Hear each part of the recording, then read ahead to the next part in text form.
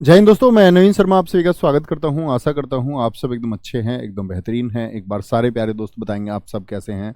उम्मीद करूंगा एकदम बेहतरीन होंगे, एकदम शानदार होंगे। विप्लव कर्माकर, रमन कुमार, मयूर, पिंटू, निकिता यादव, पिंटू, मयूर, पिंटू का नाम ज़्यादा आ रहा है, कृष्णा तायडे, कंचन प्रजापति, सन्नी कुमारी, विवेक किशोर वर्मा, लक्ष्मी यदुवंशी। सारे दोस्तों का बहुत स्वागत है।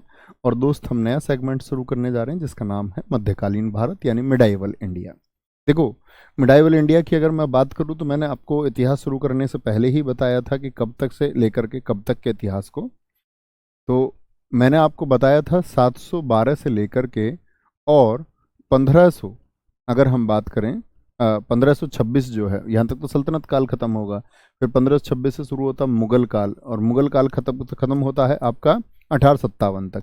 लेकिन हम औरंगजेब की मौत तक, क्योंकि मुगल यहीं तक मजबूत प्रशासक रहे, और 1707 के बाद में मुगल शासन क्या हो गया, कमजोर हो गया। तो ये इतने वर्षों के बीच का जो समय है, 712 एडी से 1707 एडी का, ये मध्यकालीन भारत है। और बहुत सारे बच्चों के कमेंट में देख पा रहा हूँ, बहुत शाबाश। ठीक है, तो ये हम लोग आज शुरू करने जा रहे हैं। उम्मीद करूंगा आप एक अच्छे छात्र की तरह अपना रिवीजन करते होंगे और प्राचीन इतिहास का एक अच्छा रिवीजन आपने किया होगा। ठीक है, सबको नमस्ते भाई, सबको चरण स्पर्श है। आएंगे मध्यकालीन भारत को शुरू करेंगे। तो मध्यकालीन भारत में क्या होगा कि भारत में विदेशी आक्रमणकारी आने शुरू होंगे। जैसे कि मैं आपको थोड़ा सा ब्रीफ कर दूं। ठीक है, इसमें क्या होगा, 712 से यहां से इस्लामिक आक्रमण शुरू होगा, एक इस्लामिक इन्वेजन होगा। ठीक है, जिससे क्या होगा, भारतीय संस्कृति पर प्रभाव भी पड़ेगा। इस्लामिक आक्रमण होगा, और इस्लामिक आक्रमण में भारत पर दो तरह की डायनेस्टी आएंगी। एक तो आएगा सल्तनत वंश, जिसको हम क्या कहते हैं, दिल्ली सल्तनत। ठीक है, दिल्ली सल्तनत आएगी। मैं आपको ब्रीफ कर रहा हूं कि हम लोग पढ़ने क्या वाले हैं। दिल्ली सल्तनत में 5 वंश होंगे, गुलाम, खिलजी, तुगलक, सैयद और लोदी। कौन कौन से वंश होंगे? एक तो गुलाम वंश होगा, एक आपका खिलजी वंश होगा, खिलजी वंश होगा, एक दोस्त आपका तीसरा तुगलक वंश होगा, तुगलक डायनेस्टी होगी। ठीक है, एक आपका सैयद वंश होगा, सैयद वंश होगा, एक आपका लोदी वंश होगा। ठीक है, लोदी वंश। तो 5 वंश ये होंगे। लोदियों को खत्म करके तब क्या होगा आपका, यहां पर फिर मुगल शासन आएगा भारत में।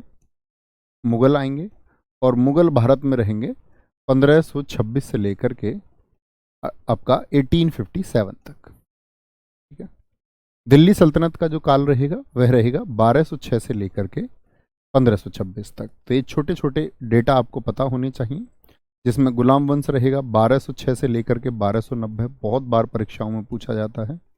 खिलजी वंश का सबसे छोटा शासनकाल होगा दिल्ली सल्तनत में, क्योंकि यहां पर क्या होगा आपका 1290 से लेकर के 1320। तुगलक जो भारत में शासन करेंगे दिल्ली पर 1320 से लेकर के 1414। सैयद जो शासन करेंगे वो 1414 से लेकर के 1451। और लोदी जो देश में शासन करेंगे वो 1451 से लेकर के 1526 तक। ठीक है, दिल्ली सल्तनत में जी 5 ही वंश क्यों हैं? ठीक है, इन 5 को ही हम दिल्ली में क्यों रखते हैं? क्योंकि इन सब की राजधानी रही है दिल्ली अधिकांश। लेकिन मुगलों के समय पर क्या हुआ, मुगल दिल्ली सल्तनत में क्यों नहीं है? क्योंकि मुगलों के समय पर जो हेडक्वार्टर बन जाएगा वो बन जाएगा आगरा। यानी इन सब का तो सेंटर रहा दिल्ली, और मुगलों के टाइम पे सेंटर कहां हो जाएगा, एक बार बोले आगरा। तो कहां शिफ्ट हो जाएगी पावर, दिल्ली से आगरा। इसीलिए हम मुगलों को दिल्ली सल्तनत में नहीं रखते हैं। मैं दोस्त आपसे पूछना चाहूं कि दिल्ली सल्तनत का कुल शासनकाल यानी दिल्ली सल्तनत भारतीय इतिहास का कितने वर्षों का समय है? तो आप सब लोगों का आंसर आना चाहिए भैया जी। हम कहेंगे 320 वर्ष बनते हैं। 1200, 300, 1500, 300, 320 ईयर्स तक दिल्ली सल्तनत का शासन है। ठीक है, और मुगलों का शासन कितना है, यहां से आप देखेंगे तो आपको दिखेगा 331 वर्ष। लेकिन वह सत्य नहीं है, इसमें से हमको 15 वर्ष माइनस करने रहेंगे, क्योंकि मुगलों के बीच में 15 सालों के लिए कौन आ जाएगा, शेर शाह सूरी आ जाएगा, और सूरवंश का शासन रहेगा। यानी शेर शाह सूरी तो कुल 5 वर्ष शासन करेगा, 1540 से 45। मतलब उसके वंशज भी शासन करेंगे। तो मुगलों को बीच में खदेड़ देगा सूरवंश, और सूरवंश 15 वर्षों तक शासन करेगा। तो कहने का मतलब है मुगलों का जो कुल शासन रहा, प्योर शासन एकदम से 316 वर्षों का रहेगा। 331 क्यों नहीं, क्योंकि बीच के 15 वर्ष में सूर आ जाएंगे। कैसे आएंगे, क्यों आएंगे, ये देखेंगे। तो ये क्लियर हुआ कि हम लोग क्या पढ़ेंगे। तो मुगलों में आप लोग जानते ही हैं, हम लोग बाबर से हुमायूं, अकबर, आपका जहांगीर, शाहजहां, औरंगजेब और उसके वंशजों की तरफ चलेंगे। एक बार थम्स अप करें, ये समझ में आया आपको कि अगली क्लासेस में हम क्या पढ़ने वाले हैं। ओके, अब हम बात करते हैं परीक्षा के संदर्भ से। भैया अगर मैं बोलूं मध्यकालीन भारत ज्यादा महत्वपूर्ण है या आपका प्राचीन भारत, तो मैं कहूंगा सबसे ज्यादा महत्वपूर्ण है आधुनिक भारत। आधुनिक भारत के बाद में दूसरा सबसे प्रमुख पार्ट है आपका कौन सा, दूसरा प्रमुख पार्ट है प्राचीन भारत, और फिर मध्यकालीन है। आप लोगों ने देखा होगा पिछले 2 वर्षों में तो आपका मध्यकालीन भारत को हटाने का प्रयास किया गया। इवन यहाँ तक भी आ गया कि एनसीईआरटी से जो मुगलों की व्यवस्था है उसको खत्म किया जाएगा। तो बहुत सारे बच्चों का प्रश्न ये भी रहा कि जी हम मुगल पढ़ें या ना पढ़ें, परीक्षा में आएगा या नहीं आएगा। मैंने आपसे पहले भी कहा है, जब एसएससी आपको नोटिफाई कर दे इस बात के लिए, ठीक है, कि हम नहीं पूछेंगे, तब आप उसको छोड़ सकते हैं, अदरवाइज पढ़ना होगा। जैसे दिल्ली पुलिस में बहुत सारे बच्चों ने नहीं पढ़ा, उन्होंने बोला कि नहीं पढ़ेंगे भैया इसको, ये तो हटा दिया गया, लेकिन प्रश्न पूछे गए दिल्ली पुलिस में, ठीक है, तो प्रश्न पूछे जाएंगे और आप लोगों को पढ़ भी लेना चाहिए। क्योंकि मुगल अगर आप नहीं पढ़ेंगे तो आपको कैसे पता चलेगा महाराणा प्रताप जी के बारे में।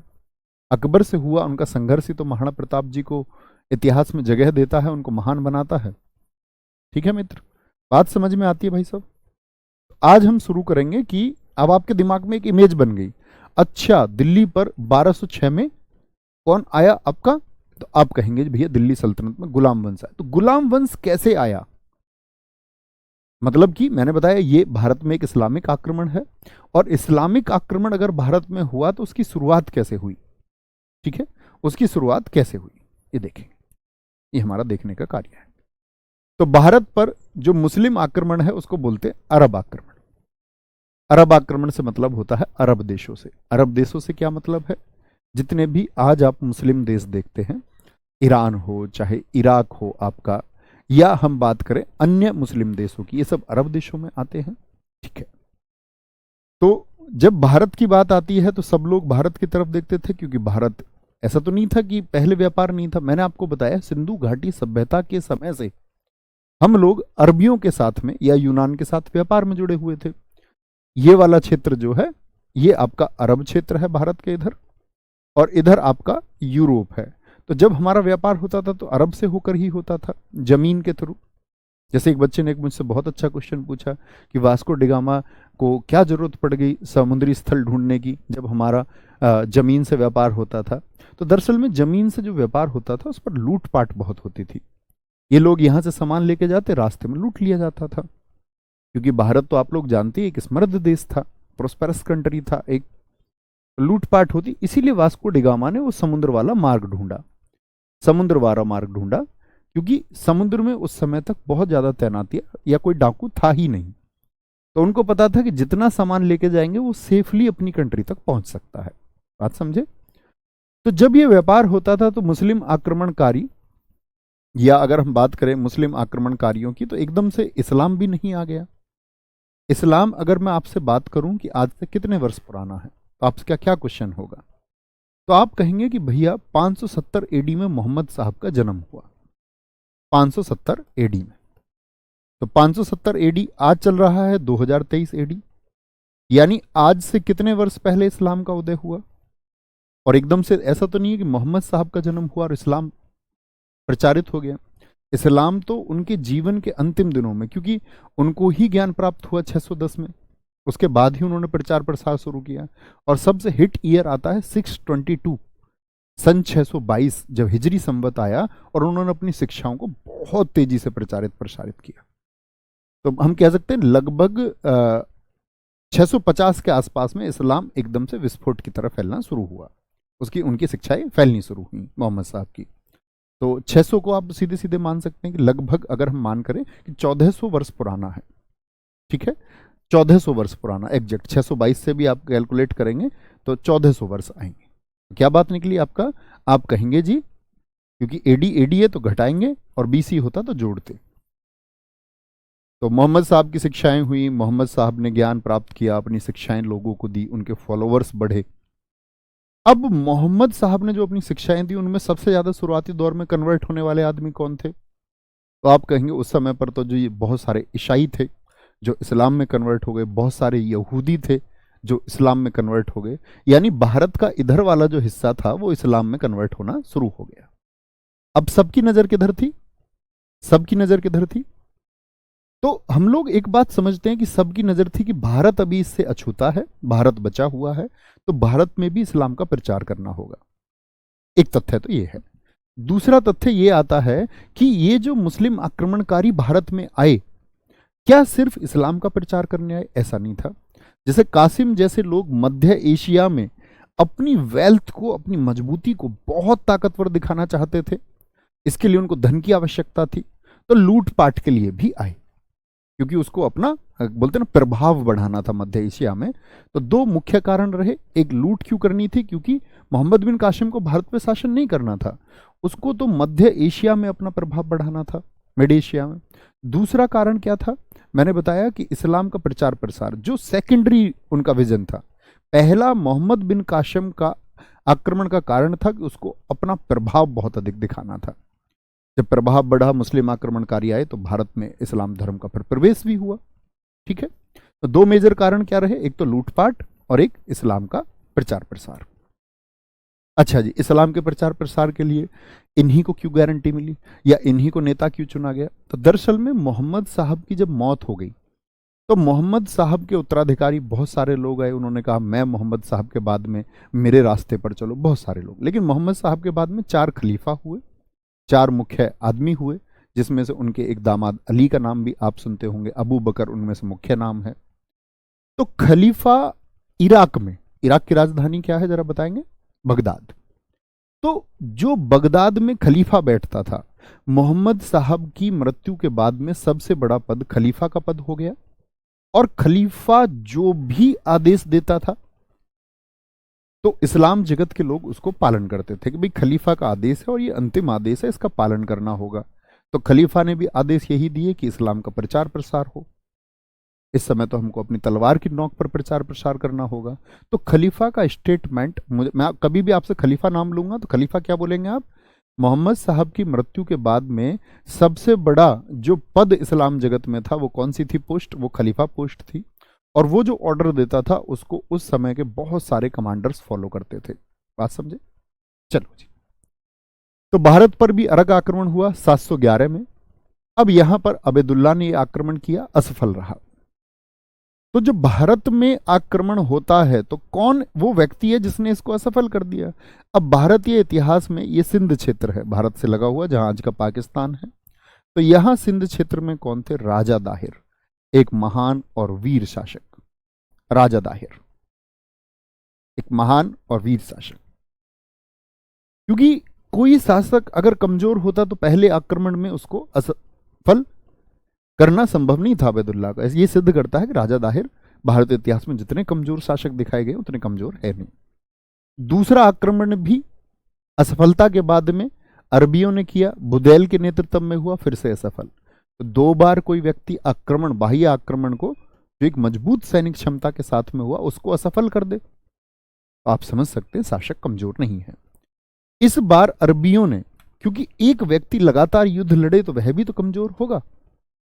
जब सिकंदर आया तो मैंने आपसे कहा कि छोटे छोटे राज्य एकजुट हो गए। अब एकजुट हो गए तो इसका मतलब क्या हुआ? पावर मिली। पावर मिली किसको? तो भारत को मिलनी चाहिए थी। लेकिन हम उस सीख को, शिक्षा को भूल गए कि हमको एकजुटता से रहना है। जैसा कि राजा दाहिर ने भी अपने समीपवर्ती शासकों को मैसेज भिजवाए कि लगातार आक्रमण करके मैं कमजोर हो चुका हूं, अब आप लोगों को मेरे सामने या मेरे साथ आना होगा। उनकी राजधानी थी ब्राह्मणाबाद और ब्राह्मणाबाद से ये मैसेज सबको दिया गया। लेकिन वही भारत की नीति कि अन्य लोग अपने शासन के चक्कर में ये न भूल पाए कि क्या प्रभाव हमारे देश पर पड़ेगा। उन्होंने कहा लड़े तो खुद लड़े, हम क्यों मरे। तो तीसरे आक्रमण में मोहम्मद बिन कासिम सफल हुआ और इसको भारतीय इतिहास में कहते हैं कि भारत की राजनीति परिवर्तित हुई। ठीक है, इसको प्रथम मुस्लिम अरब आक्रमणकारी भी कहते हैं, और अल हजाज का ये सेनापति था। अल हजाज, ठीक है, अल हजाज का ये सेनापति था। अब यहां पर एक बात देखना, इसका ससुर भी था ये दरअसल में। तो यहां इन लोगों ने कारण ढूंढा। कहते हैं कि भारत का जो समुद्री मार्ग था उसमें अल हजाज के 2 जहाज खो गए।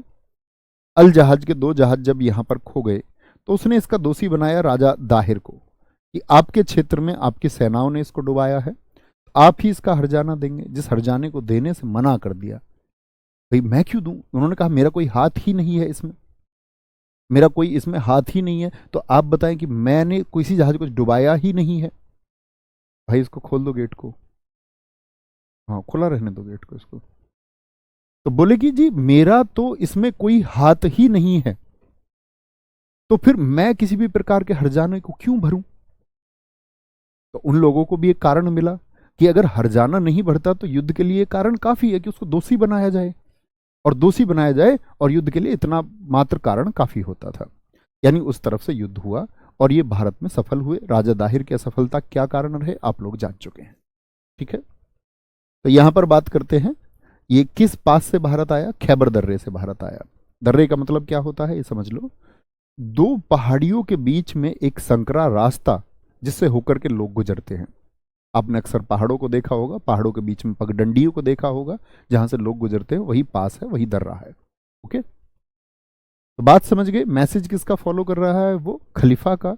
और खलीफा कौन है आपका बगदाद में इस टाइम पर? आपका वही सेना कमांडर अल हजाज है। अल हजाज ने ही किसको भेजा है? कासिम को भेजा है, वो उसका दामाद भी है, ठीक है। मोहम्मद बिन कासिम के आक्रमण के समय सिंध का राजा कौन था? महान राजा दाहिर, ठीक है, जिसकी 2 पुत्रियां सूर्यमला और परिमला थी। अब सूर्यमला और परिमला की भी इतिहास में अपनी कहानी है कि सूर्यमला और परिमला को राजा दाहिर को हराने के बाद में बंदी बना लिया गया और उनको भेजा गया कहां? बगदाद के खलीफा की खिदमत में। बगदाद के खलीफा से मतलब क्या है कि वो ये कहता था कि इस आपके आक्रमण में जितनी भी सुंदर लड़कियां आप अपहरण करके लाएंगे वह सब बगदाद के खलीफा को सौंपी जाएंगी। तो बगदाद के खलीफा को ये लड़कियां भेजी गईं, लेकिन वहां इन्होंने, दोनों पुत्रियों ने बड़ी बुद्धिमानी से काम लिया। वहां जाकर के इन्होंने स्टेटमेंट दिया कि हम कुंवारी नहीं है और हमारा जो शोषण है वो कासिम कर चुका है पहले ही। कहते यही वजह, अली अहमद ने एक पुस्तक लिखी है चचनामा, जो यह विवरण करती है कि कासिम की मौत का कारण इन दोनों पुत्रियों की चालाकी रही। कहते हैं कि बगदाद के खलीफा ने आदेश दिया कि मोहम्मद बिन कासिम को जंजीरों में जकड़ लिया जाए और उन्हीं जंजीरों में जकड़े जाने की वजह से कासिम की मौत भी हुई, ठीक है। पहला आक्रमण, अब भारत की बात करते, भारत में आया तो सिंध क्षेत्र में आया। सिंध क्षेत्र में आया तो देवल बंदरगाह, देवल बंदरगाह किधर पड़ता है? तो जैसे ही ये भारत की तरफ आया तो ये सारा क्या था आपका? पहले भी इंडिया था भाई, ये पाकिस्तान, अफगानिस्तान, ये सब क्या थे? भारत था, अखंड भारत का हिस्सा था। तो यहां पर समुद्र में क्या था? यहां पर एक आपका पोर्ट था जिसका नाम है देवल। तो मोहम्मद बिन कासिम जब आता है तो सबसे पहला आक्रमण उसने कहां पर किया? देवल पर किया। देवल को उसने जीता, सिंध क्षेत्र को कब्जे में किया। इसके बाद में यहां पर जो बौद्ध स्थल थे, नीरम बौद्ध स्थल है, जगह का नाम है नीरम, उस समय का सिंध में एक स्थल था और ये एक बौद्ध स्थल था। यहां पर बुद्धिस्ट लोग बहुत अधिक संख्या में रहते थे। बुद्धिस्ट लोग तो आ ही जाएंगे ना। आप लोगों को पता है कि अगर मैं बात करूं महात्मा बुद्ध का जन्म आज से लगभग कितने साल पहले हुआ था? क्या बताएंगे आप उत्तर? ठीक है, बहुत बढ़िया। सिंध पर जजिया कर लगाया गया। और सिंध पर जजिया कर क्या होता है? यानी कासिम ने जब जीत लिया तो अब आक्रमण तो उनका सफल हो गया। अब मैंने कहा कि उनकी एक नीति लूटपाट की नीति भी थी।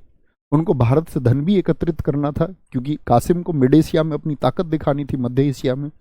तो इसके लिए उसने कहा कि भाई धन का इंतजाम तो हो गया, लेकिन इस्लाम का जो प्रचार प्रसार करना है वह अभी अधूरा है।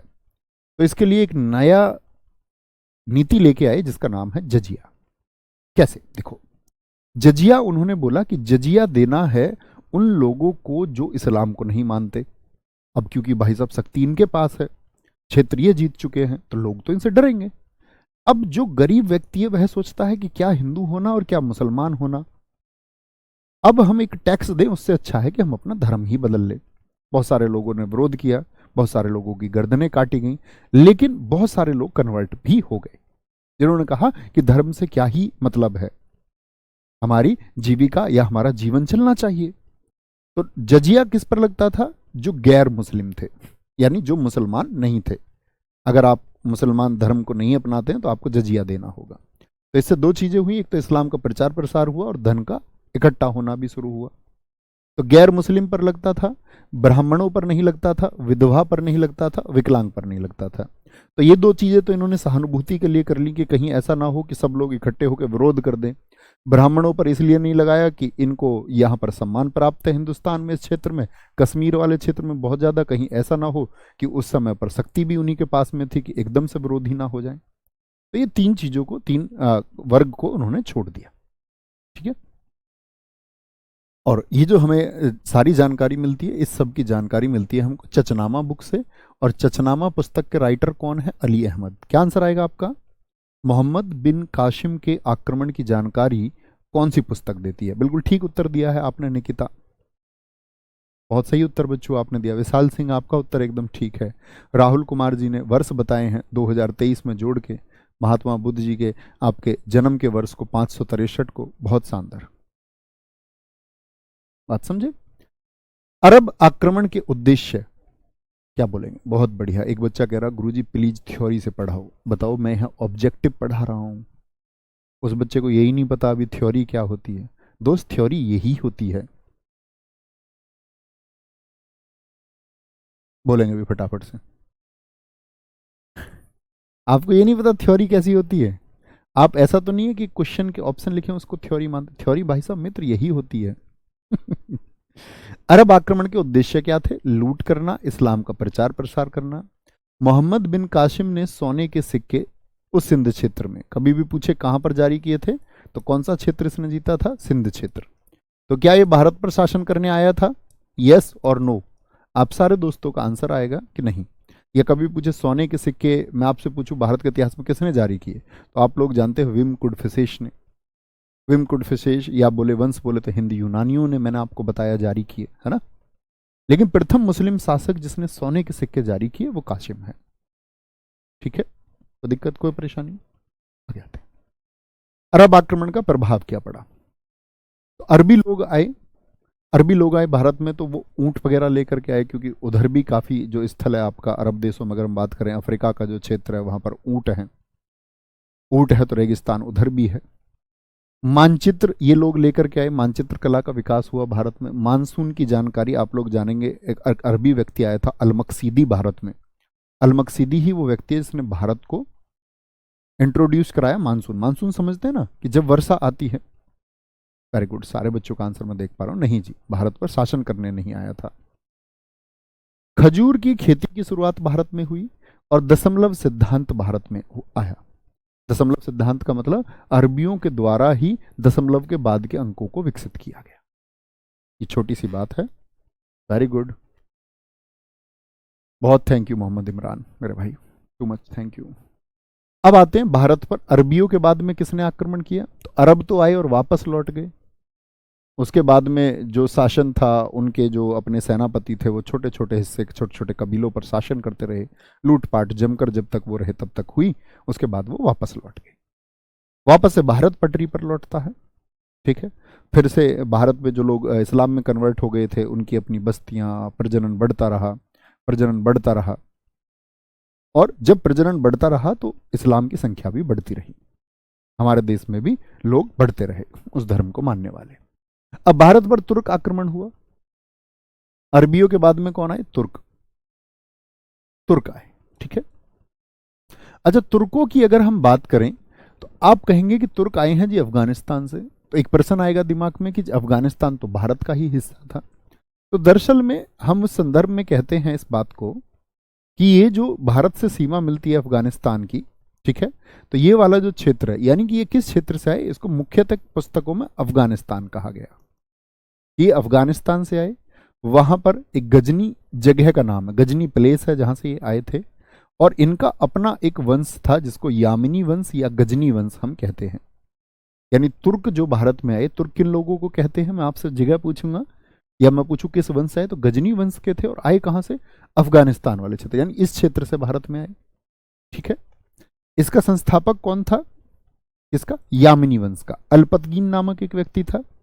अल्पतगीन के बाद गद्दी पर आया सुबुक्तगीन, और सबसे ज्यादा प्रश्न जिससे पूछा जाता है, इसी वंश का शासक है फिर महमूद गजनवी। ठीक है। अल्पतगीन का पुत्र है सुबुक्तगीन, यहां पर देखेंगे। तो जब भारत में आपका सुबुक्तगीन आया तो सुबुक्तगीन को हम असफल कहते हैं, क्योंकि उतनी सफलता नहीं पा पाया जितनी सफलता किसने पाई, महमूद गजनवी ने। तो भारत पर प्रथम तुर्क आक्रमणकारी का नाम कभी भी पूछा जाएगा तो आप कहेंगे सुबुक्तगीन है। लेकिन मैं पूछूं भारत पर पहला अरब आक्रमणकारी, तो कंफ्यूज तो नहीं होंगे, तब आप कहेंगे काशिम, काशिम। ठीक है, बोलेंगे जी फटाफट से, बहुत शानदार, बहुत खूब। गुरुजी स्टैटिक जी के मैं ही कराऊंगा, आपसे पहले ही क्या दिया था, 2.0 बैच शुरू होगा। ठीक है, 2.0 बैच शुरू होगा तो पहले हिंदी पढ़ाएंगे, उसके बाद पढ़ाएंगे स्टैटिक, तब पढ़ेंगे। अभी स्टैटिक नहीं होगी, वो पहले ही आप लोगों से बोल दिया गया था, क्योंकि स्टैटिक पेपर से पहले पढ़ने का टाइम अभी दिल्ली पुलिस के बच्चों को पढ़ाया गया है। ठीक है, 20-22 दिन में स्टैटिक जी के अभी पढ़ाई गई है, ऐसे ही आप लोगों को पढ़ाई जाएगी। ठीक है। जीएस में आप लोगों को कमांड एसएससी जीडी बहुत बेहतरीन यदि देना चाहते हो, 3 बजे का प्रैक्टिस सेशन शुरू होगा।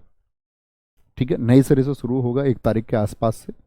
एक तो वो प्रैक्टिस सेशन परीक्षा तक जब तक चले तब तक उसको नहीं भूलना।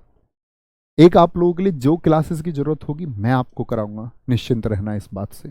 ओके, चिंता करने की बात ही नहीं है कैसी भी, कोई दिक्कत, इतने में चीयर अप हो जाना चाहिए। इतनी बड़ी घोषणा मैंने करी स्टूडेंट्स तुम्हारे लिए। ठीक है, आगे आइए। भारत पर प्रथम तुर्क आक्रमण हिंदू शाही वंश जयपाल शासक के विरुद्ध हुआ। यानी जब सुबुक्तगीन ने यह आक्रमण किया था 986 एडी में, तब शासक कौन था, जयपाल था। कौन था, हिंदू शाही वंश का मतलब हिंदुओं का वंश था। यहां पर कौन शासन कर रहे थे, हिंदू शासन कर रहे थे। और उस जयपाल को मतलब इनकी कई जगह लिखा गया कि आपका छिटपुट आक्रमण हुआ। कुछ कहते हैं कि नहीं सुबुक्तगीन हार गया था, कुछ लोग कहते नहीं जयपाल की जीत हुई, कुछ लोग कहते हैं कि जयपाल को अगर हरा दिया जाता तो जयपाल को फिर बंदी बना लिया जाता। लेकिन जयपाल ने तो बाद तक भी शासन का विवरण उसके का मिलता है, उसने तो बाद में भी शासन किया है ना। ठीक है, आगे अब आते महमूद गजनवी पर। सुबुक्तगीन और अल्पतगीन का कोई विशेष योगदान नहीं है, मुख्य बात है मोहम्मद गजनवी, जिसका भारत में इतिहास पढ़ाया जाता है। गजनवी एक बहुत ही लुटेरे किस्म का व्यक्ति। अगर मैं बोलूं कि भारत के शासन में जिस प्रकार से हीनता पैदा की, गलत कृत्य जितने तैमूर लंग ने किए, ठीक है, उतने ही गलत कृत्य महमूद गजनवी ने भी देश में किए। देखेंगे कैसे। ये सुबुक्तगीन के बाद में गद्दी पर बैठा 998 एडी में। सुल्तान और गाजी की उपाधि धारण करने वाला पहला शासक था। सुल्तान यानी इसने खुद को सुल्तान कहा और गाजी कहा।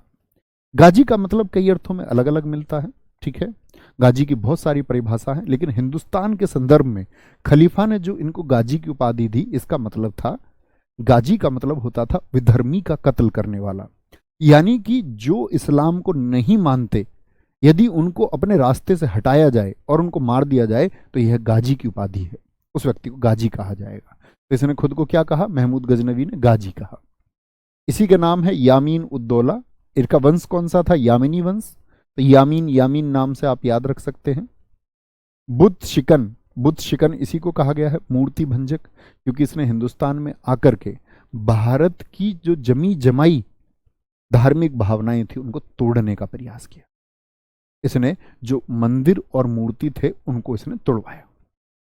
ठीक है, भारत पर आक्रमण की बात करें तो ये आया 1000 एडी में। अब देखो, कभी भी आप आक्रमण पढ़ेंगे महमूद गजनवी के तो आपको एक वर्ष नहीं मिलेगा, ऐसे मिलेगा 1000, सन 1000 से लेकर के 1001। तो ये 2 वर्षों को काउंट करते हैं। इसमें मतलब है, इतिहास यह कहता है कि यह एकदम पक्का नहीं है कि सन 1000 में आया या 1001 में, तो वो दोनों को काउंट कर लेते हैं। जैसे इसका सोमनाथ का आक्रमण कैसे लिखा मिलेगा आपको, 1025 से 26 में हुआ।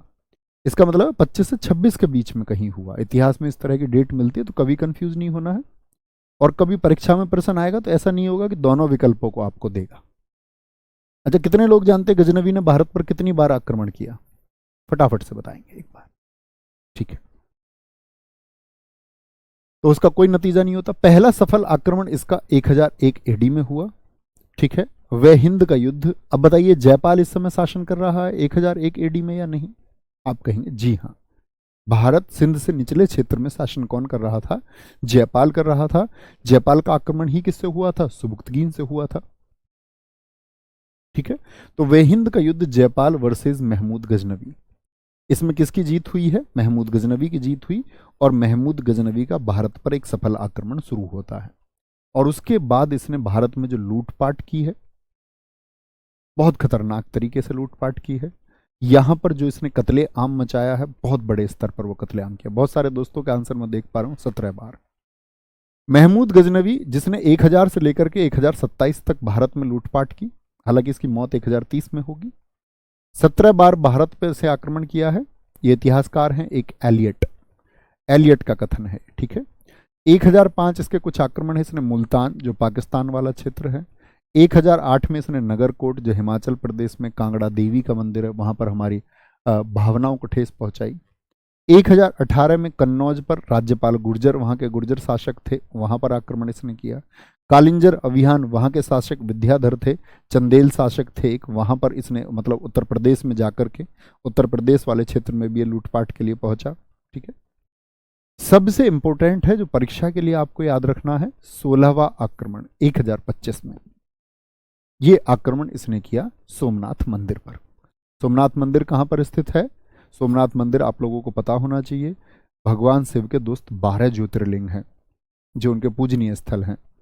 उन 12 ज्योतिर्लिंगों में से एक है आपका सोमनाथ टेम्पल। तो सोमनाथ मंदिर गुजरात में है। यहां पर चालुक्य वंश के शासक थे भीम प्रथम, और भीम प्रथम को हरा दिया गया। ठीक है, हरा दिया गया। और हिंदू आस्था को सबसे अधिक क्षति पहुंचाने वाला ये पहला आक्रमण था। ऐसा क्यों हुआ? दरअसल में एक मान्यता थी कि सोमनाथ मंदिर में एक तलवार लटकी हुई थी। अब वो तलवार चुंबकीय प्रभाव की वजह से अपने पुराने विज्ञान की तरह से वो लटकाई गई थी। लेकिन जैसे ही उसकी दीवारों को तोड़ा गया तो तलवार तो चुंबकीय प्रभाव खत्म होकर नीचे गिरनी ही थी। तो सब लोगों ने इसमें इसका मतलब बताया गया कि इसका अत्याचार है। वहां पर बहुत लूटपाट हुई, मंदिर को लूटा गया। और कहते हैं कि सोमनाथ की इस लूट से लगभग 1000 मन सोना, एक मन का मतलब होता है 40 किलो, 40,000 किलो सोना सिर्फ सोमनाथ से लेकर के महमूद गजनवी गया। आप समझ सकते कितना सोना वहां पर था। अंतिम आक्रमण इसका 1027 में हुआ खोखरों के विरुद्ध। खोखर एक जनजाति है जिसमें आपका रामलाल खोकर का नाम भी आता है। खोकर से मतलब था यहाँ पर बहुत सारे लोग थे, जैसे भारत से आप वापस जाते थे सिंध क्षेत्र की तरफ, ठीक है, पंजाब से होकर के सिंध क्षेत्र, तो यहाँ पर खोकर निवास करते थे, बहुत छोटे छोटे हिस्सों में, जिनके साथ में जिनको सहयोग था जाटों का भी। जाट जो हमारी जाति है उसका सहयोग भी इनको प्राप्त था। तो उनके द्वारा क्या हुआ, इस पर अग्निम आक्रमण किया गया और जिस चीज को ये लेके जा रहा था, जो धन इसके पास था, उसको लूट लिया गया, उसको लूट लिया गया। ठीक है, क्योंकि यहां पर एक मैसेज था कि वो कासिम यहीं से गुजरेगा जिसने लगभग इस सोमनाथ आक्रमण के समय पर 50,000 हिंदुओं का कत्ल किया है। उस कासिम, उस धन का बदला हमको यहां लेना होगा। ठीक है, वापस में कहते हैं अंतिम आक्रमण के बाद में उसका जो लूट लिया गया, तो उसने इसीलिए इनका अंतिम अभियान किया कि मैं खोखरों के खिलाफ लड़ाई लड़ूंगा। 1030 में मृत्यु हो जाती है। कोई दिक्कत, कोई परेशानी? सर हिस्ट्री कब खत्म होगी? अरे भैया पढ़ते रहो ना, काहे को खत्म करना चाह रहे हो यार? है ऐसा होगा कि देखो आपका आएगा अवतार 2.0 बैच। अब ऐसा तो नहीं होगा कि तुम दोनों बैच से पढ़ोगे कि इस वाले से भी पढ़ो, एक ही बैच से पढ़ोगे। किसी एक बैच से सारी पढ़ाई करना, अच्छे छात्र करते भी यही हैं, यूट्यूब से प्रैक्टिस करते रहो, बैच को ही एक खत्म कर लो, या तो अवतार पढ़ लो या अवतार 2.0 पढ़ लो। ठीक है, अवतार 2.0 शुरू होगा आपका लगभग 5-6 तारीख से। अब जब से शुरू होगा तो इसमें शुरू होगी आपकी हिस्ट्री की क्लास, मॉडर्न हिस्ट्री से। तो उससे पहले क्या होंगे हम, उससे पहले हम इतिहास के 2 सेगमेंट अपने खत्म ही कर लेंगे। अब आप लोगों को इतिहास ही तो पढ़ना है, तो आप लोग तो पहले पढ़ चुके प्राचीन मध्यकालीन, आप लोग तो एक क्रम में पढ़ते आ रहे हैं। हालांकि क्रम का मैंने आज जैसे ही शुरू किया तो इसका प्राचीन इतिहास से कोई लेना देना है? अब बताइए हाँ या ना? आप कहेंगे नहीं। इसी तरह आधुनिक इतिहास भी नए सिरे से बहुत सारे अध्यापक शुरू करते हैं, तो इसको शुरू करेंगे हम तब से, और लगभग अगले 20 दिन में ये शायद हो जाएगा। तो आप मान सकते हैं कि लगभग इतिहास को अगर हम कहें 25 से 30 तारीख तक मान लीजिए, ठीक है, 30 दिसंबर तक। उसके बाद आपके पास टाइम बचा रहेगा, वो वाला घंटा खाली रहेगा, आप परीक्षा तक उसका रिवीजन करते रहें। बात समझ में आया? एक बार थम्स अप करें। आप दिसंबर लास्ट तक मान सकते हैं, दिसंबर लास्ट तक वो खत्म हो जाएगा। ओके भाई साहब? और जितने भी क्वेश्चन है गुरुजी प्रीवियस ईयर क्वेश्चन भी, बच्चा 3 बजे का प्रैक्टिस सेट, उसको रग रग में बसा लो। जब आप देखेंगे बच्चों के सिलेक्शन की एक भीड़ को, हर किसी की जुबान पर वो सेट हमेशा रहा है, आपकी पर भी रहना चाहिए। जो लोग अब तक नहीं ज्वाइन कर पाए थे उस प्रैक्टिस सेट को, अभी उसकी शुरुआत होगी, बहुत जल्दी घोषणा की जाएगी। नई क्लासेस 1 तारीख के आसपास से शुरू होंगी यूट्यूब पर। पुरानी क्लासेस नहीं भी की कोई दिक्कत नहीं, 1 तारीख से बस, मतलब आपका एग्ज़ाम होगा फरवरी में, तो लगभग 15 फरवरी तक मान के चलो, 15 फरवरी तक जितने प्रैक्टिस सेट में उसमें आपको करा दो, वो तुमको घोट के पी लेने हैं, बस उनकी प्रैक्टिस करनी दबा के। ये नहीं हर विषय की, चाहे ज्योग्राफी हो, पॉलिटी हो, हर प्रीवियस ईयर को क्या पूछा जाता है, क्या पूछा जा सकता है, वो सब मैं हर विषय का करा दूंगा आपको, निश्चिंत रहना। ठीक है मित्र, आगे चलते हैं। यूपीएसआई के प्रैक्टिस सेट जब शुरू होंगे, जब यूपीएसआई की डेट आएगी दोस्तों, बिना डेट के प्रैक्टिस सेट का है कि ठीक है, अभी आप पढ़िए, सीख लीजिए। प्रैक्टिस सेट तब होता है जब परीक्षा की एक डेट हो। समकालीन लेखकों की बात करते हैं कि गजनवी के आक्रमण के समय लेखक कौन थे। एक फिरदौसी है जिसको पूर्व का होमर कहते हैं। अच्छा, मैंने सिकंदर के समय होमर का नाम लिया था, उसकी किताब कौन सी बताई थी मैंने, जरा बताएं, क्या बोलेंगे? तो फिरदौसी पूर्व का होमर है जिसने शाहनामा पुस्तक लिखी फारसी भाषा में, इसको ईरान का महाकाव्य कहते हैं। दरअसल में गजनवी ने क्या कहा फिरदौसी से कि तुम मेरे बारे में अच्छा अच्छा लिखो। अब आप जानते हैं बहुत सारा इतिहास सत्य नहीं है, क्योंकि हम भी आपको क्या डिलीवर करते हैं कि जो चीजें इतिहास में वर्णित हैं, लेकिन क्या वो सब कुछ सच है? तो आप कहेंगे भैया मेरा तो दिमाग ये काम करता है कि जो राजा के समय पर लेखक होगा, राजा के खिलाफ तो नहीं लिखता होगा, कत्ल कर दिया जाता होगा, तब तो संविधान और कानून कुछ नहीं था। तो आप क्या बोलेंगे? इसने बोला कि भैया मेरे बारे में अच्छा अच्छा लिखो। अब अच्छा अच्छा लिखे क्योंकि एक चर्चित लेखक था, तो इसने बहुत बढ़िया लिखा, 4 पुस्तकें लिख के दी इसने तुम्हारे बारे में। उसने बोला नहीं, इतना तो मैं पढ़ सकता हूँ, लेकिन मैं चाहता हूँ मेरे बारे में लोग भी अच्छा अच्छा जाने। तो उसने उन 4 पुस्तकों को एक पुस्तक में भी कन्वर्ट किया, बड़ी मोटी पुस्तक थी, उसने बोला नहीं इसको और छोटा करो, छोटी पुस्तक भी लिख दी गई। अब दरअसल में इसने बात की थी एक शब्द की 1 दिनार देने की, यानी कि ऐसे समझिए 100 रुपये एक शब्द के देने की बात हुई थी, और अंत में जब पैसे की बारी आई तो उसने एक शब्द का 1 रुपया भुगतान किया, यानी हम कहेंगे 100 गुना कम राशि दी। तो भाई साहब शाहनामा को बड़ी दिक्कत हुई, मतलब फिरदौसी को, उसके किताब को भी दिक्कत हुई। उसने बोला अच्छा मेरे पैसे काट रहा। उसने उसके बारे में उस पुस्तक में खिलाफ खिलाफ लिखा और उसको प्रचारित प्रसारित भी करवाया। इतनी बेइज्जती हुई, इतनी जल्दी खबर फैली गजनवी के कृत्यों के बारे में कि गजनवी ने इस दुनिया में क्या किया है। सब लोग गजनवी के एकदम से खिलाफ होने लगे। तो उसके नेता मंत्रियों ने कहा कि ये तो ठीक नहीं है, अब इसको मरवा भी दोगे तो सब लोग और ज्यादा बुरा भला कहेंगे कि अपने ही आदमी को मरवा दिया, इससे अच्छा इसके पास पैसे भेज दो। कहते हैं कि जिस समय दिनारों से भरी हुई गाड़ी फिरदौसी के घर पहुंची, उस दिन ही फिरदौसी की मौत हो गई। इसलिए कहा जाता है कि अरब का एक शासक एक लेखक का गुलाम रहा, उसकी बेटी थी एक अकेली, उसने धन लेने से मना कर दिया। ठीक है, कोई दिक्कत? अलबरूनी एक इतिहासकार है, अलबरूनी मोस्ट इंपोर्टेंट है, बहुत बार परीक्षाओं में आपने देखा होगा, जीडी 17 हो चाहे 21 हो, हर परीक्षा में पूछा गया है। किताबुल हिंद के लेखक कौन है? किताबुल हिंद को ही हम तारीख हिंद कहते हैं, अरबी भाषा में लिखी गई है। पुराणों का अध्ययन करने वाला प्रथम मुसलमान यही है। वह कौन मुस्लिम लेखक है जिसने पुराणों का अध्ययन किया है? उतबी एक लेखक है जिसने किताबुल यामिनी, क्योंकि यामिनी वंश था, उसके बारे में जानकारी मिलती है। वैहाकी जिसने तारीख सुबुक्तगीन, सुबुक्तगीन किस वर्ष आया? 986 एडी में। समझिए जी, कोई दिक्कत कोई परेशानी? बिल्कुल, कोई दिक्कत कोई परेशानी? आगे आएंगे, नेक्स्ट है भैया यूपी पुलिस के प्रैक्टिस सेट तो बहुत दिन से चल रहे हैं। हाँ दोस्त, जब उनकी एग्जाम डेट उन्होंने बता दिया था कि तब तब एग्जाम होगा, तो हमने भी शुरू किए थे बच्चों की वजह से, लेकिन आप लोगों के लिए बंद तो नहीं किए ना, निरंतर चल रहे हैं। 200 सेट तो उसमें मैंने ही कराए, 150 पौने 200 सेट जीएस के, हिंदी के, करते रहो, कोई दिक्कत नहीं। ठीक है, और अगले वाले बैच में हिंदी पढ़ा दीजिए ना, पढ़ा देंगे, इतनी तुम्हारी डिमांड है। सच में पढ़ना चाहते हो? मोहम्मद गोरी, क्या बोलेंगे? अब आया आपका कौन? आप बोलेंगे जी मोहम्मद, मोहम्मद कौन आया? मोहम्मद आपका मैंने बताया, पहले आया काशिम, जो एक आपका अरबी आक्रमणकारी था। इसके बाद में कौन आया? गजनी आया, या गजनवी कहें, एक ही नाम है, दोनों दोनों नाम अलग अलग नहीं है। इसका वंश गजनी है तो मोहम्मद गजनी भी इसको कह देते हैं। तो ये लोग जब भारत में लूटपाट करके इस्लामिक व्यवस्था को सेट करके जाते हैं, तो उसके एक गैप के बाद में मैंने कहा फिर से मौका मिला, जो इनका उद्देश्य था लूटपाट का वो पूरा हुआ, भारत थोड़ा संभला। लेकिन फिर से आता है कौन? गौर प्रदेश से। गौर प्रदेश मतलब उसी आपका अफगानिस्तान के ऊपर वाले क्षेत्र से मोहम्मद गोरी। ठीक है, मोहम्मद गोरी सिहाबुद्दीन, मोहम्मद गोरी का अन्य नाम है सिहाबुद्दीन। ओके, ये भारत में रहा है 1173 से लेकर के 1206। गौर प्रदेश इसको मिला था। गोरी का भारत पर पहला आक्रमण हुआ 1175 मुल्तान पर। वहां पर करमाती जाति एक रहती थी लोगों की। करमाती जाति से मतलब आपका, अगर हम बोलें, जैसे आप लोग पढ़ते होंगे कि सिया और सुन्नी मुस्लिमों में होते हैं, ऐसी बौद्धों की एक जाति थी सिया जाति। सिया बौद्ध हुआ करते थे। इस पर इन्होंने आक्रमण किया और गोरी की जीत हो गई। तो मुझे बताइए, गोरी का पहला जो अभियान है वो सफल हुआ कि नहीं हुआ? गोरी का पहला अभियान सफल हुआ कि नहीं हुआ?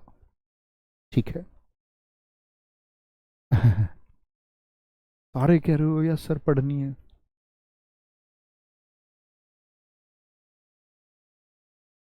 ठीक है, आगे आएंगे। कुछ दिन बाद तुम ये ना कहने लगना मैथ पढ़ा दो, रीजनिंग पढ़ा दो, फेल हो जाओगे। सब कुछ मैं पढ़ाऊंगा तो फिर तुम मुझे पिटाई करोगे मेरी बाद में। सारा सब कुछ तुमने पढ़ा दिया और हम फेल हो गए। आगे आएंगे, देखेंगे यहाँ से। 1178 ये पाटन गुजरात पर इसने दूसरा आक्रमण किया। अच्छा, पहले कौन आया था गुजरात में? गुजरात में सोमनाथ पर आया आपका कौन? गजनवी 1025 में। मोहम्मद गोरी को भी पता था कि यहां पर पहले तुर्क जा चुके थे। अब तुर्क जा चुके थे तो उसने भी मूड बना लिया कि भैया मैं भी चलता हूं। जब पहले वाले जीत के आए, आज तो और ज्यादा सेना वेना जीत के आएंगे। लेकिन उसकी भूल थी। इस बार भीम प्रथम नहीं, भीम द्वितीय था। चालुक्य वंश के ही शासक थे। भीम द्वितीय चालुक्य वंश का शासक था। भीम द्वितीय का ही नाम है मूलराज। मूलराज तो छोटा बच्चा था, 4 वर्ष का, तो लेकिन शासक वही घोषित था, तो इसीलिए इतिहास में लिखा रहता भीम द्वितीय ने बुरी तरह हराया। ये छोटा बच्चा था। दरअसल में क्या बोलोगे? नायिका देवी, इस युद्ध का नेतृत्व नायिका देवी ने किया, और नायिका देवी मूलराज द्वितीय की मां थी। नायिका देवी, आप फोटो देख सकते हैं और नमन कीजिए। भारतीय इतिहास में हम लोगों को ये किस्से कहीं दिखते ही नहीं। और एक बड़ा जीवंत किस्सा है कि जब आक्रमण हुआ मोहम्मद गोरी का, तो जब नेतृत्व किया रानी नायिका देवी ने, इतनी शानदार तलवार का प्रदर्शन किया कि नपुंसक बना दिया मोहम्मद गोरी को। नपुंसक समझते हैं?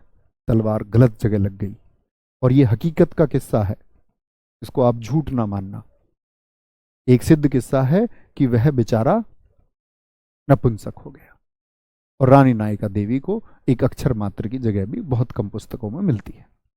और आप देखेंगे यहां 1178 के उसके आक्रमण के बाद में लगभग 13 वर्षों तक भारत की तरफ मोहम्मद गोरी नहीं झांका। ठीक है, मोहम्मद गोरी नहीं झांका। तो इस वाले में मोहम्मद गोरी असफल हुआ। तो आप कहेंगे 75 में सफल हुआ, लेकिन 78 में क्या हो गया? असफल हो गया। 1179 में कश्मीर और सिंध को जीता इसने। उधर प्रयास करने लगा, गुजरात वाले को छोड़ के सिंध के क्षेत्र में धीरे धीरे जीत रहा है। पंजाब जीता, भटिंडा, तबर हिंद को। और इधर दिल्ली के पास आता है, हरियाणा में पड़ता है तराइन, हरियाणा में। गोरी वर्सेज पृथ्वी चौहान ये युद्ध हुआ। पृथ्वीराज चौहान जी को हम क्या बोलेंगे? राय पिथौरा या पृथ्वीराज तृतीय के नाम से जानते हैं। इनके बारे में भी जानेंगे। इसमें गोरी की हार हुई और मोहम्मद क्या बोलेंगे आपका? मोहम्मद गोरी हार जाता है। पृथ्वीराज चौहान जी इसमें विजयी हुए। पृथ्वीराज चौहान जी के मित्र थे चंद्रबरदाई। चंद्रबरदाई इनके मित्र हैं, जिन्होंने लिखा है क्या, चंद्रबरदाई की पुस्तक है पृथ्वीराज रासो, जिससे हमको वर्णन मिलता है आपका किसका, तराइन के युद्धों का। तो मोहम्मद गोरी बेचारा छोटे छोटे क्षेत्र जीतते जीतते जीतते जीतते किस प्रयास में था, दिल्ली की तरफ आने में। लेकिन ये पृथ्वीराज चौहान जी शासक थे राजस्थान अजमेर में, जिन्होंने कहां पर आपका क्या बोलेंगे, हरियाणा के तराइन में हरा दिया इसको। अब मैंने कई बार देखा है, जब भी मैं तराइन का नाम लेता हूँ पानीपत का, तो बहुत सारे बच्चों के दिमाग में एकदम से होशियारे वाला सवाल आता है, जी ये सारे युद्ध तराइन में क्यों हुए, सारे युद्ध पानीपत में क्यों हुए। क्योंकि मैंने देखा कुछ लोगों ने पढ़ा भी ऐसे ही दिया कि युद्ध पानीपत में 3 ही तो युद्ध हुए हैं, तराइन में भी तो 3 ही युद्ध हुए। भारत के इतिहास में क्या 6 ही युद्ध हुए हैं सिर्फ। भारत के इतिहास में कहा जाता है कि भारत के इतिहास में इस्लामिक आक्रमण से लेकर के या महाभारत के काल से आज तक लेकर के 1500 बड़े युद्ध लड़े गए हैं। तो बाकी कितने बचे, 1500 ही काउंट कर ले तो 1494 युद्ध और भी जगह हुए। तो आप ये मूर्खता वाला सवाल नहीं करना है कि सारे युद्ध तराइन में ही क्यों हुए। कौन कहता है सारे तराइन में हुए, 3 ही तो हुए। 3 क्यों हुए उसका कारण पूछिए। देखो, जब भी शासक दिल्ली की तरफ जाते थे तो युद्ध ऐसे नहीं था, युद्ध के अपने यहाँ पर जो भारत में ये आते तो यहाँ दिल्ली, इधर थी अरावली रेंज, ठीक है, दिल्ली से आपका राजस्थान गुजरात, तो इधर वाला क्षेत्र बचता था। ये लोग खैबर दर्रे से आते थे, बोलन दर्रे से आते थे, इन पहाड़ी मार्गों से। तो यहाँ पर जो स्थल मिलता था, ये हरियाणा में यही खाली जगह थी जहां पर सेनाएं भिड़ सकती थी। ठीक है, कोई दिक्कत कोई परेशानी। सर जब रोहित शर्मा एक ओवर डाल सकता है तो एक दिन मैथ पढ़ाने का प्रयास करो। नहीं, मैं पढ़ा सकता हूँ, ऑफलाइन मैंने अकेले पढ़ाया है, बहुत दिनों तक पढ़ाया है, सारे विषय अकेले पढ़ाए हैं। बाद में हमारे मैथ के एक हमारे मित्र थे नीरज सर, उन्होंने बाद में मैथ पढ़ाया मेरे साथ। लेकिन उनके जब तक उन्होंने नहीं पढ़ाया तब तक ऑफलाइन में मैं अकेले ही सारे विषय पढ़ाता था। सुबह करंट अफेयर्स, फिर मैथ, फिर रीजनिंग और फिर जीएस। ठीक है, और क्लास आप कहेंगे क्लास कितनी देर की होती थी, तो ऐसे नहीं पढ़ाता था मैं ऑफलाइन में कि 1 घंटे 1.5 घंटे पढ़ा ले, पूरे 6 घंटे, सुबह 6 से 12 तक, बीच में 5 मिनट का ब्रेक।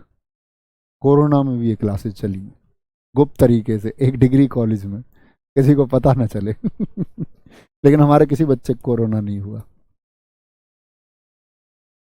आगे आएंगे 1192 तराइन का सेकेंड युद्ध, 1192। 1192 तो 1191 में क्या हुआ मुझे बताएं एक बार, क्या रिजल्ट आप लोग समझे, कौन जीते, पृथ्वीराज चौहान जी जीते। पृथ्वीराज चौहान जी के किस्से थे, बहुत बलशाली, बहुत सुंदर और एक कुशल नेतृत्व वाले आदमी थे। लेकिन फिर से वही कहते ना कि धोखा, कौन सी वाली बात चलती है कि हमें तो अपनों ने लूटा, गैरों में कहां दम था। तो हिंदुस्तान के शासकों की हार का कारण सबसे बड़ा ये रहा है कि अपने लोगों ने उनका साथ नहीं दिया। ठीक है, तो क्या बोलेंगे, गोरी और पृथ्वीराज चौहान। गोरी इस बार कहते कि गोरी का ऐसा हाल रहा, गोरी का ऐसा हाल रहा कि अगले ये युद्ध लगभग 14 महीने के बाद हुआ।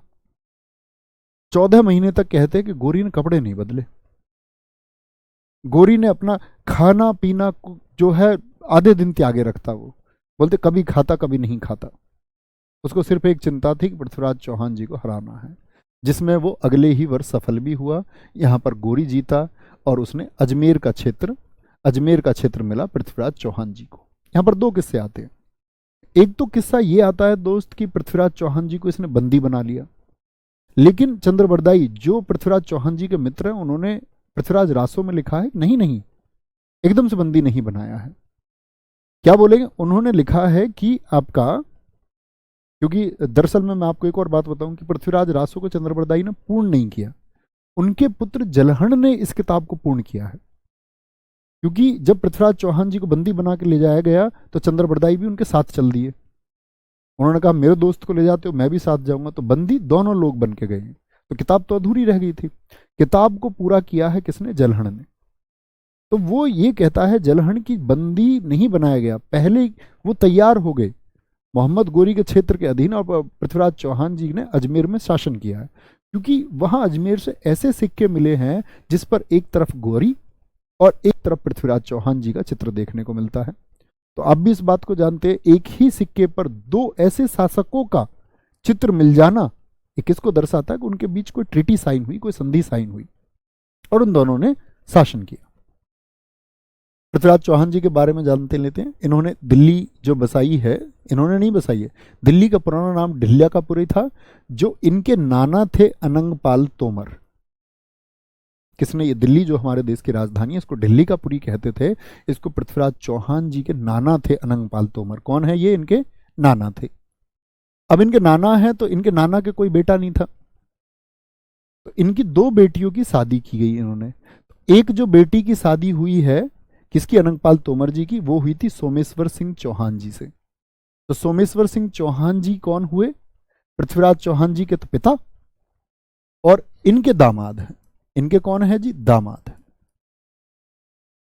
और जो दूसरी बेटी थी, सेकंड बेटी, दूसरी बेटी की शादी उन्होंने की थी कहां पर, आपका कन्नौज में। और कन्नौज में जिस बेटी की शादी की उसका जो पुत्र है, कन्नौज में जिस बेटी की शादी हुई उसके पुत्र का नाम है जयपाल। तो आप क्या बात समझे, अनंगपाल तोमर जी की एक बेटी का पुत्र, बेटी के पुत्र को क्या बोलोगे रीजनिंग में, दोहित्र, दोहिता जिसको हम कहते हैं, क्या बोलते, देवता जिसको हम कह देते। तो एक देवता तो उनका जयपाल है और एक देवता पृथ्वीराज चौहान जी थे। उनके कोई पुत्र नहीं है, तो दोनों बेटी चाहेंगी कि उनके उनके बेटे को कुछ कुछ साम्राज्य मिले, चाहेंगी या नहीं। भाई नाना की संपत्ति का अगर बंटवारा होगा तो दोनों मां चाहेंगी कि मुझको भी मिले, मुझको भी मिले। लेकिन यहां पर पृथ्वीराज चौहान जी को क्या मिला है, इनके पिता को अजमेर मिल गया, जिस अजमेर की चाहत इनको थी जयपाल को। तो दोनों मौसी मौसी के लड़के हुए। अब पृथ्वीराज चौहान जी के तो किस्से थे, सुंदर, बलशाली, कुशल नेतृत्व। यही बात जयपाल जी को नहीं भाती थी। जयपाल इस बात से बड़ा चिंतित। यहां पर एक और किस्सा देखने को मिलता है कि पृथ्वीराज चौहान जी की प्रेमिका है संयुक्ता, या जिसको हम संयोगिता के नाम से भी जानते हैं। संयुक्ता को प्रेम हो गया पृथ्वीराज चौहान जी के किस्सों से और मन ही मन उनको दूल्हा बना बैठी। उसने बोल दिया कि मैं शादी करूंगी तो पृथ्वीराज चौहान जी से करूंगी। जयचंद ने कहा, पागली है तू मटरी तो नहीं है, क्यों शादी करेगी उससे, हम तेरा स्वयंवर कराएंगे, तू अपना वर चुन। हमारे हिंदुस्तान में अधिकार मिला लड़कियों को अपना पति चुनने का, अब खत्म हो गया हालांकि ठीक है, अब कानून भी एक्टिव हो चुका, तब भी खत्म हो चुका। लोग एक्सेप्ट ही नहीं करते, बहुत सारे लोग कर लेते, बहुत सारे नहीं करते। तो कहने का मतलब ये है, इसने अपनी बेटी के स्वयंवर में सबको कार्ड भेजे, पृथ्वीराज चौहान जी को निमंत्रण नहीं भेजा। और पृथ्वीराज चौहान जी का एक पुतला बनवाया और ऐसे समझो तुम टेंट के गेट पर लगा दिया, और जो भी राजा आए वो हंसे, पुतले को देखकर बोले, अरे पृथ्वीराज चौहान तो हमारी ड्यूटी में लगा हुआ है। सब लोग हंसे पृथ्वीराज चौहान जी को देख के, बोले बताओ हमारे गेट पे द्वारपाल की तरह खड़े हैं। स्वयंवर चल रहा था, पृथ्वीराज चौहान जी की हीरो वाली एंट्री होती है, घोड़े पर तुगड़ुक तुगड़ुक तुगड़ुक तुगड़ुक तुगड़ुक, और संयोगिता को अपने साथ ले जाते हैं। एक किस्सा है वहां पर, ठीक है। इसके बाद में क्या हुआ, तो यही एक कारण था कि जयपाल ने जिसके बारे में इतिहासकार लिखते हैं, जयपाल को गद्दार कहा जाता है, कहते भारतीय इतिहास में जयचंदों की कमी नहीं रही, वो यही जयचंद है। तो भाई साहब कहने की बात यह है कि जयचंद जो है वह एक समय पर गोरी को उकसाता भी रहा, पृथ्वीराज चौहान जी को। अब यहां पर बहुत सारी कहानियां आती हैं कि पृथ्वीराज चौहान जी ने शब्द भेदी बाण से मोहम्मद गोरी को मारा, लेकिन दरअसल में उन सारी बातों का बहुत सारे इतिहासकार खंडन करते हैं कि ऐसा नहीं है, ठीक है।